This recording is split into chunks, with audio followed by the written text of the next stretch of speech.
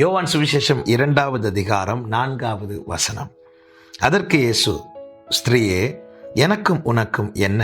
என் வேளை இன்னும் வரவில்லை என்றார். கர்த்தருடைய பரிசுத்த நாமம் மகிமைப்படுவதாக. கானா ஊரில் ஒரு கல்யாண வீடு. இயேசு கிறிஸ்துவும் அவருடைய சீஷர்களும் அழைக்கப்பட்டிருக்கிறார்கள். அவர்கள் இப்பொழுது அந்த கல்யாண வீட்டுக்கு வருகிறார்கள். இப்பொழுது அங்கே பரிமாறப்பட்டு கொண்டிருந்த திராட்சரசம் குறைவுபட ஆரம்பிக்கிறது. மரியாள் இந்த காரியத்தை இயேசுவினிடத்தில் கொண்டு வந்து சொல்லுகிறார்கள். திராட்சரசம் இல்லை என்று சொல்லும்போது இயேசு கிறிஸ்து மரியாளை பார்த்து சொன்ன வார்த்தை தான் இது, என் வேளை இன்னும் வரவில்லை.